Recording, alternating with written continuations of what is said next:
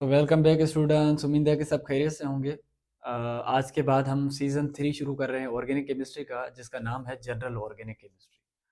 तो general organic chemistry में जो भी चीज़ें हम पढ़ेंगे वो ऑर्गेनिक रिएक्शंस में ज़्यादातर काम आते हैं। मतलब इनमें बहुत से हम टर्म्स हैं, बेसिक्स हैं, फंडामेंटल्स हैं जिनको हम क्लियर करते हैं, जो चीज़ें यूज़ होती हैं ऑर्गेनिक रिएक्शंस में। तो शुरू कर रहे हैं हम fundamentals of organic reaction mechanism से। तो पहली बात रिएक्शन से क्लियर करें कि सर रिएक्शन क्या है। सर बेसिक लेवल पे हम पढ़ते हैं कि सर रिएक्शन का मतलब है रिएक्टेंट का कन्वर्ट होना किसी प्रोडक्ट में इज कॉल्ड रिएक्शन। ये तो हो गया बेसिक लेवल पे। जब आप सेकेंडरी लेवल पे आते हैं या यूनिवर्सिटी लेवल पे आते हैं तो फिर आप ऐसा नहीं कहते कि sir reactant converted to product, बात खत्म, रिएक्शन हो गई, नहीं। फिर आप पढ़ते हैं कि सर रिएक्टेंट में कौन सी चीज़ें हैं, रिएक्टेंट में कौन कौन से चीज़ें आती हैं, कैसी होते हैं, और उसके बाद रिएक्टेंट किस चीज़ में कन्वर्ट होता है, उससे पहले किस चीज़ में होता है। सो इन सारे चीज़ों को डिटेल्स में पढ़ना ही कहा जाता है रिएक्शन। तो पहले हम शुरू कर रहे हैं कि सर रिएक्शन का मैकेनिज्म क्या है, मेथड क्या है, रिएक्शन होता कैसे है, और रिएक्शन में कौन कौन सी चीज़ें हैं। तो कौन कौन सी चीज़ें हैं इससे हम शुरू करते हैं।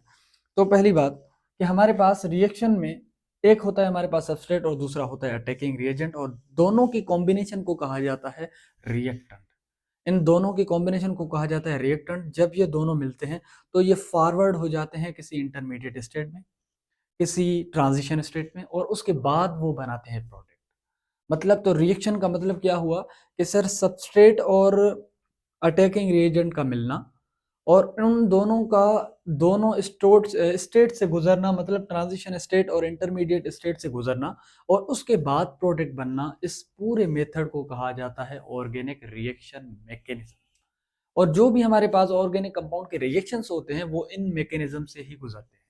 तो पहली बात कि सर सबस्ट्रेट क्या है और अटैकिंग रिएजेंट क्या है। तो सबस्ट्रेट और अटैकिंग रिएजेंट दोनों ही मॉलिक्यूल्स हैं, मतलब दोनों ही रिएक्टेंट हैं जो मिलके कोई प्रोडक्ट बनाते हैं, और प्रोडक्ट फॉरवर्ड होता है किसी स्टेट में, या तो इंटरमीडिएट्स में या तो ट्रांजिशन स्टेट में। अब स्टेट्स का मतलब क्या है। सर स्टेट्स का मतलब है कि जो प्रोडक्ट बना वो प्रोडक्ट अगर इंटरमीडिएट स्टेट में है तो मतलब वो अनस्टेबल है। वो प्रोडक्ट जो इन दोनों से बना वो अनस्टेबल है। अनस्टेबल का मतलब है कि उस प्रोडक्ट में या तो कोई कार्बोकेटाइन होगा, या तो कार्बोनाइन होगा, या फ्री रेडिकल होगा। और एक चीज आपने कवर करनी है कि अगर किसी प्रोडक्ट में कार्बोकेटाइन, कार्बोनाइन या फ्री रेडिकल है तो मतलब ये कि वो प्रोडक्ट आपका अनस्टेबल है। और जो कंपाउंड, जो प्रोडक्ट अनस्टेबल हो वो प्रोडक्ट नहीं बनता। पहले वो स्टेबल बनता है, उसके बाद प्रोडक्ट बनता है। तो इसीलिए कहते हैं कि सर हमारा जो प्रोडक्ट है पहले वो बनता है स्टेबल, उसके बाद बनता है प्रोडक्ट। तो इस स्टेट को कहा जाता है इंटरमीडिएट स्टेट, जिसमें वो प्रोडक्ट अनस्टेबल होता है। और दूसरा होता है ट्रांजिशन स्टेट, मतलब सबस्ट्रेट और अटैकिंग रिएजेंट जो प्रोडक्ट बनाते हैं वो कन्वर्ट होता है ट्रांजिशन स्टेट में। ट्रांजिशन स्टेट में कन्वर्ट होने का मतलब ये है कि उसमें नए बांड बनते हैं और पुराने बांड टूटते हैं। और उस स्टेट में जहां नए बांड बने और पुराने बांड टूटे तो उसको ही कहा जाता है ट्रांजिशन स्टेट। इन दोनों स्टेट से गुजरने के बाद जो चीज बनता है उसको हम कहते हैं प्रोडक्ट। तो अब देखो कितना बड़ा मेथड हो गया। सर पहले सबस्ट्रेट था, सबस्ट्रेट के ऊपर किसी अटैकिंग रिएजेंट ने अटैक किया और फिर वो कन्वर्ट हुआ प्रोडक्ट में, मगर वो प्रोडक्ट इंटरमीडिएट फॉर्म में हुआ होगा, या वो होगा ट्रांजिशन फॉर्म में, और उसके बाद बनेगा प्रोडक्ट। तो ये एक बड़ा मैकेनिज्म हुआ, ये एक बड़ा मेथड हुआ, जिसमें एक सीक्वेंशियल स्टेप के बाद कोई प्रोडक्ट बनता है। तो अगर हम थोड़े बेसिक भी जाएं कि सर सबस्ट्रेट क्या है, तो कहते हैं कि सर सबस्ट्रेट एक मॉलिक्यूल है जिसके ऊपर जिसके ऊपर रिएक्शन होता है। A molecule on which reaction occur is a substrate. मिसाल के तौर पे मैं कह दूं कोई सर मेरे पास कंपाउंड है, मेरे पास कोई मॉलिक्यूल है, जैसे मॉलिक्यूल में लिख सकता हूँ sir benzene. Sir benzene could be a substrate.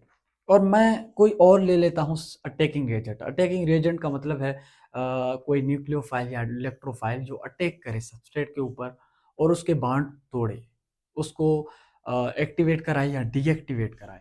तो मैं एज ए इलेक्ट्रोफाइल या न्यूक्लियोफाइल कोई अटैकिंग रेजेंट ले सकता हूँ, वो भी है मॉलिक्यूल। तो न्यूक्लियोफाइल या इलेक्ट्रोफाइल में अगर मैं कोई लेना चाहूँ कोई मॉलिक्यूल, तो हो सकता है सर Cl माइनस या OH माइनस।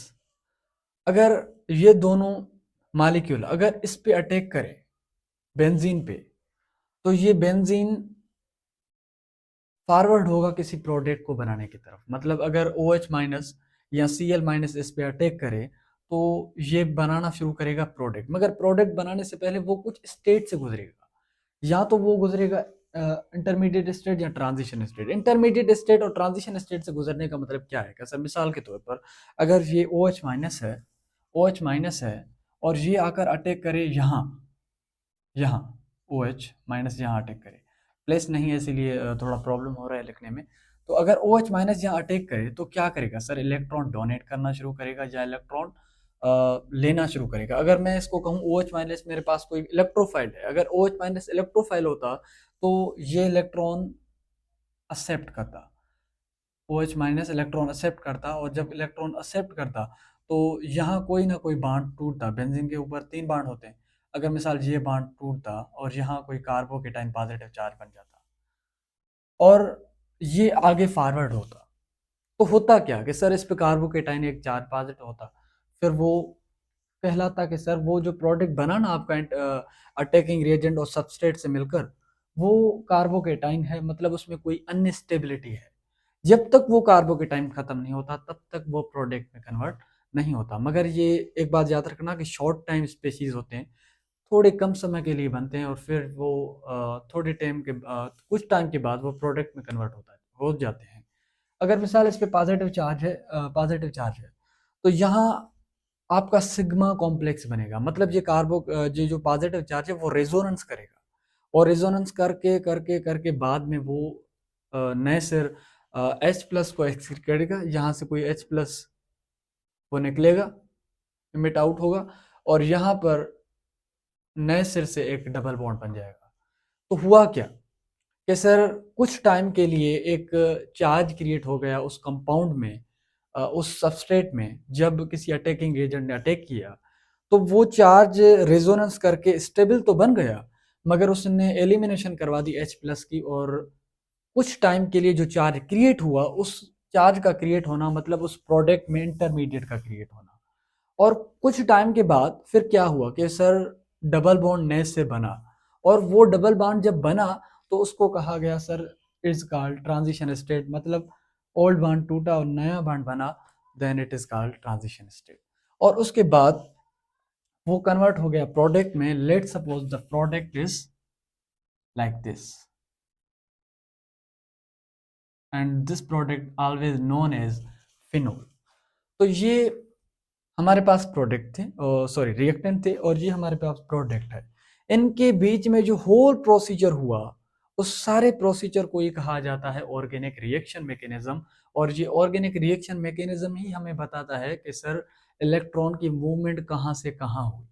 जैसे यहाँ पता चला कि सर इलेक्ट्रॉन की मूवमेंट कैसे हुई, रेजोनेंस की कैसे हुआ, और उसके बाद बताता है कि सर एनर्जी कितनी लगी बांड को तोड़ने में, और इलेक्ट्रॉन को मूव करने में, और इलेक्ट्रॉन को एक्सेप्ट करने में कितनी एनर्जी लगी। तो ये सारी चीज़ें हमें ऑर्गेनिक रिएक्शन मैकेनिज्म से ही पता चलती हैं। तो इसी चीज़ को कहा जाता है ऑर्गेनिक रिएक्शन मैकेनिज्म। और ऑर्गेनिक रिएक्शन मैकेनिज्म में हमेशा एक बार हमारे पास होता है सबस्ट्रेट, जो मॉलिक्यूल है जिसके ऊपर रिएक्शन किया जाता है, और दूसरा होता है हमारे पास अटैकिंग रिएजेंट जो उस सबस्ट्रेट पे अटैक करता है। और उसके बाद हमें कोई चीज़ बनती है तो वो इंटरमीडिएट स्टेट में बनती है या ट्रांजिशन स्टेट में बनती है, और लास्ट में वो कन्वर्ट होता है प्रोडक्ट में। Let that we have done as a phenol. So that was organic reaction mechanism. उसके बाद फॉरवर्ड होते हैं हम फिजन ऑफ कोवेलेंट बॉन्ड। तो दूसरा कॉन्सेप्ट हमें चाहिए बॉन्ड के मुतालिक। सर बॉन्ड जब टूटता है दो कार्बन के बीच में या दो एटम्स के बीच में, कोवेलेंट बॉन्ड का टूटना मतलब वो हो सकता है या तो होमोलाइटिक फ्यूजन, या तो वो हो सकता है हेट्रोलाइटिक फ्यूजन। लेट सपोज मेरे पास एक एटम है, और वो एटम है ए, और ये भी है ए, मतलब सेम एटम है। अगर सेम एटम है मेरे पास और सेम एटम्स के बीच में हमारे पास बॉन्ड है कोवेलेंट बॉन्ड, मतलब वो म्यूचुअल शेयरिंग से बने हैं बॉन्ड। तो जब ये बॉन्ड टूटेगा, तो ये जब बॉन्ड टूटेगा सेम एटम्स के बीच, मतलब जिनकी इलेक्ट्रोनेगेटिविटी सेम हो, तो वो नो इलेक्ट्रॉन नेगेटिविटी डिफरेंस की वजह से हमेशा रेडिकल्स में टूटेगा। अब मिसाल के तौर ये म्यूचुअल शेयरिंग है दोनों इलेक्ट्रॉन्स की, जब ये बॉन्ड टूटा तो ये ए अपना इलेक्ट्रॉन ले जाएगा और ये अपना इलेक्ट्रॉन ले जाएगा, मतलब यहाँ प्रोडक्शन हुई किसकी, फ्री रेडिकल की। तो मतलब बात कीजिए कि जब कोवेलेंट बॉन्ड टूटे और इलेक्ट्रोनेगेटिविटी का डिफरेंस ना हो तो वहाँ फ्री रेडिकल्स बनते हैं। एज वी डन, अगर मैं किसी नाम दे दूं किसी एटम को, let suppose this was Cl and Cl, इनकी इलेक्ट्रोनेगेटिविटी दोनों की सेम है, जब बॉन्ड टूटे तो ये भी एज अ रेडिकल टूटेगा और ये भी एज अ रेडिकल टूटेगा। तो इस टाइप के फिजन को, बॉन्ड क्लीवेज को, बॉन्ड के टूटने को कहा जाता है होमोलाइटिक फिजन। और दूसरा होता है हेट्रोलाइटिक फिजन। हेट्रोलाइटिक फिजन का मतलब है कोवेलेंट बॉन्ड का टूटना, बट उन एटम्स के बीच में टूटना जिनकी इलेक्ट्रोनेगेटिविटी डिफरेंस हो। लेट सपोज मेरे पास एक एटम है जिसकी इलेक्ट्रोनेगेटिविटी 20 से ज़्यादा है। लेट सपोज मेरे पास डिफरेंट एटम्स हैं और डिफरेंट एटम्स में अगर ए की इलेक्ट्रोनेगेटिविटी ज़्यादा हो, if A is more electronegative than B, तो वो किस से टूटेगा सर? जब ये बांड टूटेगा, जब ये बांड टूटेगा अगर ए की इलेक्ट्रोनेगेटिविटी ज़्यादा है तो ये करेगा क्या कि ये दोनों ही इलेक्ट्रॉन को खुद की तरफ शिफ्ट करेगा बिकॉज ऑफ हाई इलेक्ट्रोनेगेटिविटी। तो होगा क्या कि सर इस पे नेगेटिव चार्ज आ जाएगा और यहाँ पर पॉजिटिव चार्ज आ जाएगा, तो बनेगा क्या सर, ए, तो ए नेगेटिव एंड बी पॉजिटिव। तो क्या बना सर, कार्बोकेटाइन कार्बोएनाइन बना, आइंस बने। तो क्रिएशन ऑफ आइंस को ही कहा जाता है सर हेट्रोलाइटिक फिजन। मतलब हेट्रोलाइटिक फिजन वो मेथड है बॉन्ड के टूटने का कि जहां हमारे पास आयन बनते हैं, जैसे कार्बन आयन एंड कार्बो केटाइंस। ये हमारे पास हो गया केटाइन और ये हमारे पास हो गया एनाइंस। मतलब एनाइन और केटाइन का क्रिएट होना, या हम ऐसा भी कह सकते हैं कि सर इलेक्ट्रोफाइल या न्यूक्लियोफाइल का क्रिएट होना, इसी चीज़ को कहा जाता है हेट्रोलाइटिक फिजन, जो डिफरेंट एटम्स के बीच में होता है। ये मैंने कहा कि सर अगर उन दोनों एटम्स के बीच में अगर ए ज़्यादा इलेक्ट्रोनेगेटिव हो, इलेक्ट्रोनेगेटिविटी ए की ज़्यादा हो, अगर उसी बॉन्ड में बी की इलेक्ट्रोनेगेटिविटी ज्यादा हो किससे, ए से, तो फिर क्या होगा सर, फिर क्या होगा कि let support it was A and this is a B. जब ये बॉन्ड टूटेगा, बी की इलेक्ट्रोनेगेटिविटी अगर सेम हो उन दोनों एटम्स के बीच में, तो ये जो दोनों इलेक्ट्रॉन्स हैं कोवेलेंट बॉन्ड के जो म्यूचुअल शेयरिंग से बने, ये दोनों ही बी के ऊपर आ जाएंगे और बी के ऊपर चार्ज आ जाएगा माइनस और ए के ऊपर चार्ज आ जाएगा पॉजिटिव। तो मेरे पास बना क्या सर, एक बना ए एटाइन और बी इनाइन। तो मैं कह सकता हूँ ये मेरे पास हो गया E plus electrophile, sorry this is called this is can be say is N U minus and this is E plus. मतलब मेरे पास एक बन गया इलेक्ट्रोफाइल और दूसरा बन गया न्यूक्लियोफाइल।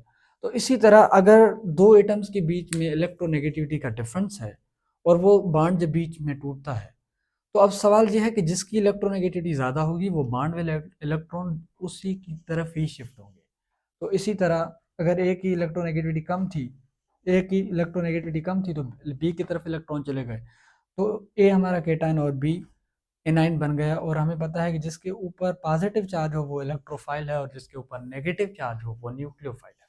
और यहाँ पर अगर ए के ऊपर इलेक्ट्रोनेगेटिविटी ज़्यादा थी तो इलेक्ट्रॉन ए ने अपनी तरफ खींचे, मतलब ये इलेक्ट्रॉन जो थे ये ए ने अपने तरफ खींचे, और जब अपने तरफ कोई इलेक्ट्रॉन खींचता है तो उस पर नेगेटिव चार्ज और जिससे खींचता है उस पर पॉजिटिव चार्ज आता है। तो ये दोनों टर्म्स थे जिनको हमने स्टडी किया और उसके बाद हम इलेक्ट्रोफाइल और न्यूक्लियोफाइल को स्टडी करेंगे और उसके बाद सबस्ट्रेट को स्टडी करेंगे। मतलब हम जनरल ऑर्गेनिक केमिस्ट्री में करते क्या है कि सर रिएक्टेंट और प्रोडक्ट के मुतालिक पढ़ते हैं, रिएक्टेंट में कौन सी चीज़ें हैं और वो कैसे हैं इनको पढ़ते हैं। तो हम सबसे पहले अटैकिंग रिएजेंट को कवर करेंगे सर कि अटैकिंग रिएजेंट क्या है।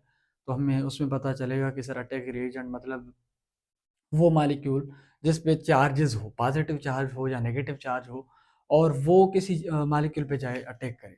तो मतलब हो सकता है न्यूक्लियोफाइल एंड इलेक्ट्रोफाइल। अगले टॉपिक में हम पढ़ेंगे सर कि अटैकिंग एजेंट क्या है, और उसमें न्यूक्लियोफाइल और इलेक्ट्रोफाइल क्या हैं, और उसके बाद हम पढ़ेंगे सबस्ट्रेट क्या है। और सबस्ट्रेट एक लेंदी टॉपिक है, वरना पढ़ते तो हम पहले सबस्ट्रेट को, उसके बाद अटैकिंग एजेंट को। सो इंशाल्लाह, अल्लाह हाफिज़ फॉर टुडे।